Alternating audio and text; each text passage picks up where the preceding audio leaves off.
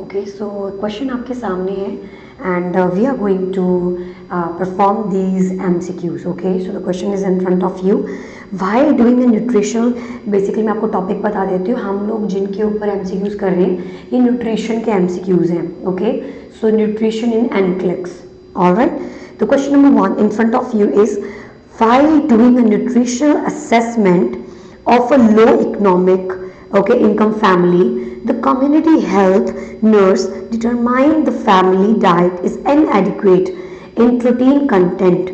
The nurse suggests which of the following foods to increase protein content with little increase in the food budget. So guys, question आप लोगों के सामने है, आपको इसका answer देना है. The question is in front of you. You have few seconds to answer the question. So while doing a nutritional assessment, आपको लग रहा है कि फैमिली बहुत ही गरीब है, वो बहुत ही गरीब फैमिली से हैं और उनके पास कुछ भी ऐसा साधन नहीं है जिससे वो अपनी प्रोटीन की रिक्वायरमेंट को कंप्लीट कर सकें. तो आपको क्या लग रहा है इनमें से क्या आंसर रहेगा? Oranges and potatoes, okay, potatoes and rice and macaroni, peas and beans. So guys यहाँ पे जो ऑरेंजेस और पोटैटोज हैं ये आप सबको मालूम है कि it's like high carbs and all. Potatoes and rice again carb, rice and macaroni again carb, but peace and beans ये आपके यहाँ पे प्रोटीन्स हैं. सो द आंसर विल बी 4 क्योंकि वो गरीब फैमिली से है. और आप क्या देना चाह रहे हो पेशेंट को? इनएडिक्वेट प्रोटीन कंटेंट. तो इन चारों ऑप्शन में से जो आपको हाई प्रोटीन लग रहा है the answer will be peas and beans. Question number 2 आप लोगों के सामने है. The client is diagnosed with malabsorption syndrome, okay, celiac disease जिसे बोला जाता है, जिसमें ग्लूटेन हम अवॉइड करते हैं, राइट. सो ग्लूटेन फ्री डाइट देते हैं हम लोग, तो celiac disease है उस पेशेंट को. In teaching the gluten free diet, the nurse should informs the client to avoid what. क्या लगता है आपको इनमें से कौन सा ऑप्शन है जो अवॉइड किया जाना चाहिए है? So guys, the answer here may be citrus fruit, vegetables, red meat or wheat products. So I can see that majority of students are writing 4. That's absolutely correct. The fourth option is the correct answer. Another question in front of you guys. A client is suspected of having, okay, a client is suspected of having fat soluble vitamin deficiency. तो उसको fat soluble vitamin की deficiency है. आपको पता होना चाहिए fat soluble vitamin कौन से होते हैं.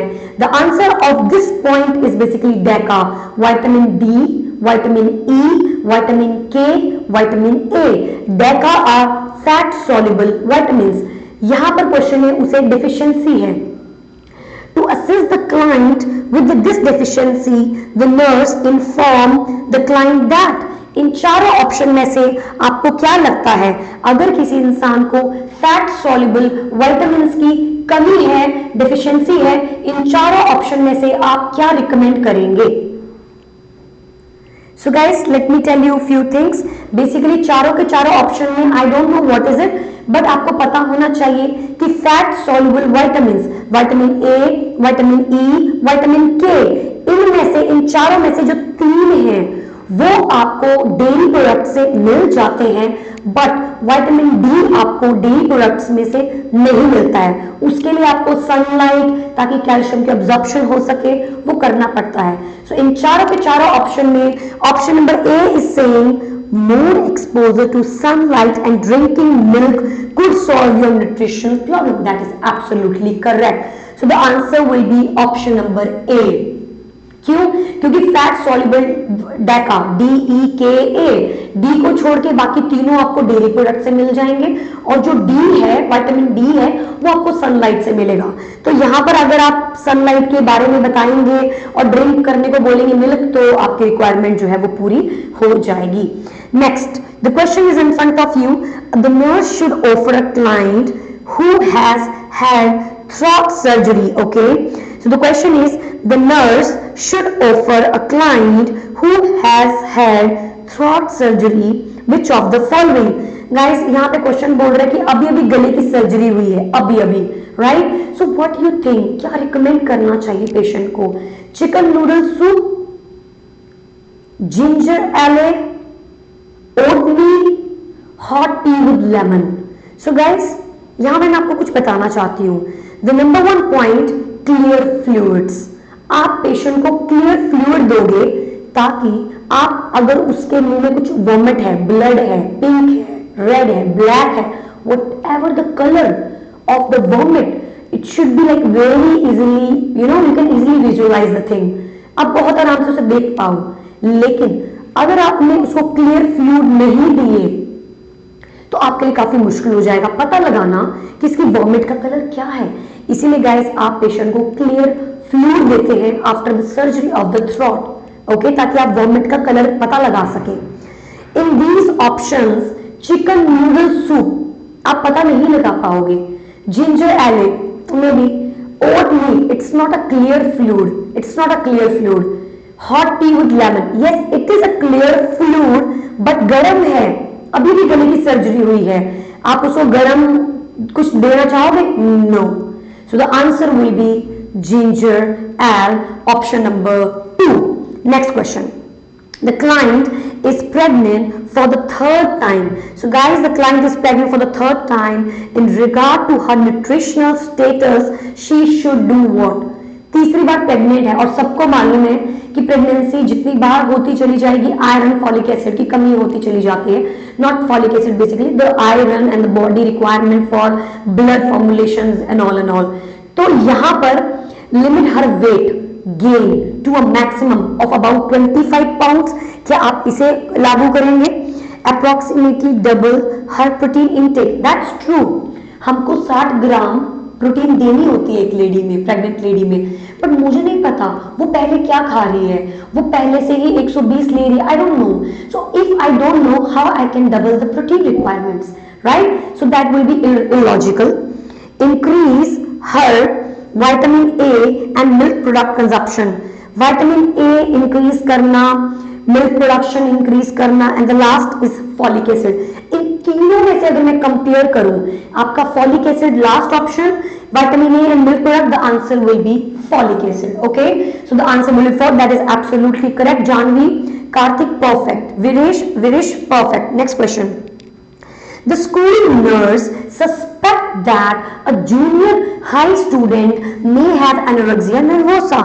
तो गाइज यहाँ पे एक स्टूडेंट जो है वो एक स्कूल की लड़की है, उसको एनोरेक्सिया नर्वोसा है। हम सब जानते हैं anorexia nervosa is a condition, it's a eating disorder of the mindset of the client. He thinks that कि मुझे मेरी बॉडी की इमेज बहुत प्यारी है, मुझे फैट बिल्कुल भी नहीं बॉडी पे चाहिए है, मैं भूख हड़ताल करूंगी, मैं खाना नहीं खाऊंगी। इन केस अगर मैंने खाना खाया तो मैं पर्जिंग करके उसे बाहर निकाल दूंगी। So what you think this eating disorder is characterized by what? A lack of control over eating patterns, self-imposed starvation, binge purge cycles, excessive exercise. So guys, the answer will be option number 2, that is the self-imposed starvation. And guys, that is the correct. Neha Yadav, Aarti Sharma, Neha, perfect guys, you're doing great job. Next question in front of you, you can see that which of the following should the nurse do first? इनमें से कौन सी ऐसी चीज है जो सबसे पहले की जाएगी when introducing a feeding to a client with an indwelling gavage tube? guys, तो आप इनमें से सबसे पहली चीज क्या करोगे अगर किसी को आरटी डली है, indwelling gavage tube है? Number 1, irrigate the tube with normal saline solution. क्या आप सबसे पहले NS डालेंगे उसके अंदर? Next, check to see that the tube is properly placed. क्या आप ये चेक करेंगे कि जो ट्यूब है वो बिल्कुल सही जगह पर है? या फिर place the client in supine position, और last introduce some water before giving the liquid nourishment. So guys, इनमें से सबसे पहला काम आप क्या करोगे अगर आप किसी को फीडिंग देने जा रहे हो? What you will do? 200% somebody saying Raj, Kaushal 2, Vikas 2. Guys, the answer is 2, absolutely correct. Check to see the tube is properly indwelled or not. यहाँ पर अगर आता एक्सरे करना या फिर यहाँ पर ऑप्शन होता उसका कंटेंट एस्पिरेट करना, तो गाइस आप कंटेंट एस्पिरेट टिक कर सकते थे अगर क्वेश्चन में एक छोटा सा चेंज होता। वो चेंज क्या था? कॉन्टिन्यूस फीडिंग चल रही है, okay, continuous feeding. So whenever there is continuous feeding is going on, like after half an hour or 1 hourly, then you will aspirate the content, you will look for the color, you will look for the acidity, right? And that thing will make sure that yes, the tube is at the correct place, and there is no need for doing other placement check करना, बार बार air डाल के उसको stethoscope से सुनना.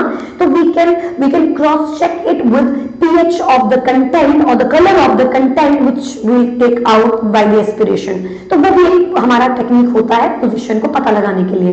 Alright, let's move on with another question. The client is seen in the outpatient clinic, बाहर से just आ रहा outpatient clinic for follow up of a nutritional deficiency. Okay, in planning for the client dietary intake. Okay, the nurse include a complete protein such as, guys, complete protein आप इनमें से किसको choose करोगे? Eggs में भी protein होता है, oats, carbs high but या some amount of lentils, yes proteins, peanut, yes protein. What do you think? What the nurse include a complete protein? Guys, let's see. Option number 1, absolutely. Simi, Worst, Based, Kaushal, Himanshi, absolutely correct. Eggs are the complete protein. That's absolutely correct answer. Next, the next question in front of you.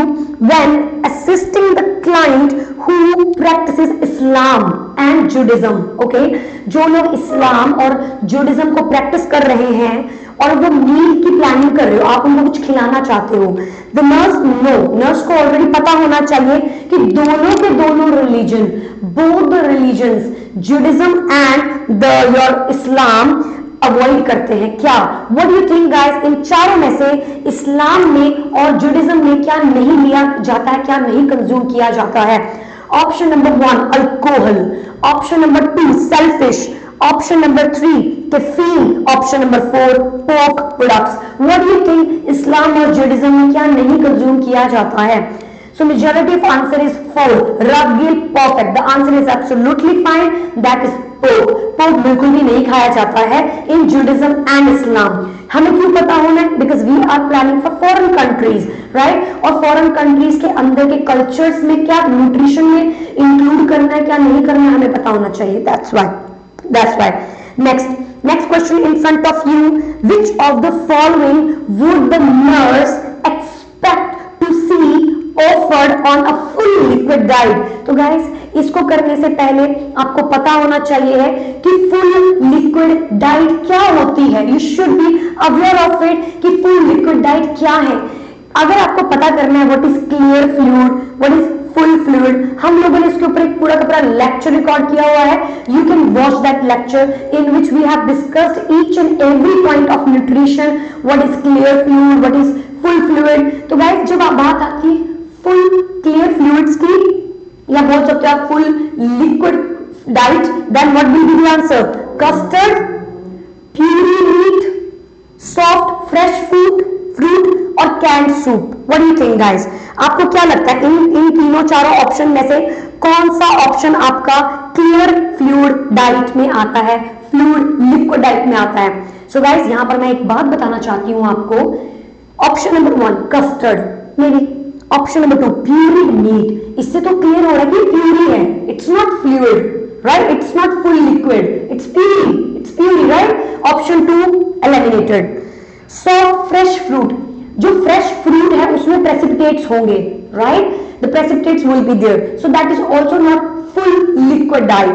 Okay, can soup mechanical soft diet में आता है, mechanical soft diet. Okay, so option number 4 is basically your mechanical soft diet and the option number 1 is the answer, custard. Okay, so the custard is basically full liquid diet, full liquid diet. इसको थोड़ा explanation के लिए मैं आपको बता देती हूँ, आपको पता होना चाहिए इसके बारे में. So let me just let you know. So guys, this is full liquid diet. इसे बोला जाता है, आप देख सकते हैं स्क्रीन के अंदर. full liquid diet क्या होता है? GI disturbances में देते हैं. It includes your clear fluids plus liquid dairy products or juices, pureed vegetables. ये आपके full liquid diet में आते हैं. Okay, it also come in your diet, but used as a step between the clear fluids and the regular diet. तो regular diet और जो clear fluid है उन दोनों का बीच का जो पॉइंट है that is basically your full liquid diet. Example after surgery after और फास्टिंग जो हम प्रोडक्ट्स पेशेंट को रिकमेंड करेंगे वो चीजें। So let's see in the question, let's again move on to the question. All right, so which of the following would the nurse expect to see offered on a full liquid diet? So guys, the answer will be custard. Okay, the custard is full liquid diet, so no puree, no soft fresh juice because that is high fiber, right? High fiber है उसके अंदर, वो fiber rich है, it's not clear, it's not full liquid, okay, it's like in high fiber. Canned soup एक और type है, canned soup ये होता है basically mechanical soft diet. So the answer will be option number 1. Let's move on to the next question. आपके सामने question है, during an internal tube feeding the client complains of abdominal cramping and nausea. Okay, तो patient को interior tube feeding चल रही है, the client complain कर रहा है एब्डोमिनल क्रैम्प्स को लेके, नोजिया को लेके। क्या लगता है what you will recommend? Cool the formula, remove the tube, use a more concentrated formula, decrease the administration rate. Guys what you think, अगर किसी को इंटीरियर फीडिंग के दौरान बहुत स्टमक में दर्द स्टार्ट हो जाता है या बहुत ही अनईजी फील कर होता है पेशेंट को, what you will do? So let me see the answers, guys. Please answer the question. Question number, during the anterior tube feeding, the client complain of abdominal cramping and nausea. What you will do? So guys, the answer will be decrease the administration rate. Okay, decrease the administration rate will be the option number D will be the correct answer. अब cool the formula क्या है? Cool the formula, यहां पर majority students लिख रहे हैं cool the formula. Guys cool करने से क्या होगा? पेशेंट का पेन ठीक नहीं होगा, because the reasons of pain are may be concentrated है वो फ्लूइड आपका, तो use a more concentrated formula और ज्यादा दर्द करेगा, तो ये कारण बन सकता है आपके दर्द का, तो ये चीज तो नहीं करने वाले। रिमूव द ट्यूब, ये एक अच्छा ऑप्शन नहीं है हमारे पास। Cool the formula, that is not the exact way. What we have to do? We have to decrease the rate of the fluid, जिससे क्या होगा, पेशेंट को जो दर्द हो रहा है, जो क्रैम्प्स आ रहे हैं, वो सॉल्व हो जाएंगे। Guys last question in front of your screens. A client is diagnosed with a peptic ulcer. Okay, a client is diagnosed with peptic ulcer and has come to the primary healthcare provider for follow-up. तो peptic ulcer है, उसे follow-up के लिए आया है। The client asked the nurse, तो client ने nurse को पूछा कि भाई what food are safe to add of his diet? An appropriate response by the nurse is to inform the client that which of the following may be added to the diet. क्या लगता है आपको, एक patient को peptic ulcer है, उस patient को कौन सी डाइट सबसे बेस्ट रहेगी? What you think? Option number 1, citrus juice. No, never. That is acid. और पेप्टिक अल्सर्स में आप एसिड दोगे पेशेंट को? No, you cannot give that. Option number 3, frequent glasses of milk. Guys, milk also increase the acidity. So you will not do that. Unlimited decaffeinated coffee, it doesn't matter, it is caffeinated or uncaffeinated. Caffeine is caffeine, और वो हम peptic ulcer में नहीं देते हैं। The answer will be green vegetables. Okay, so the green vegetables will be the correct answer of this question. I hope this video will be like very beneficial to you guys. ये questions हमने nutrition के basis पे किए हैं।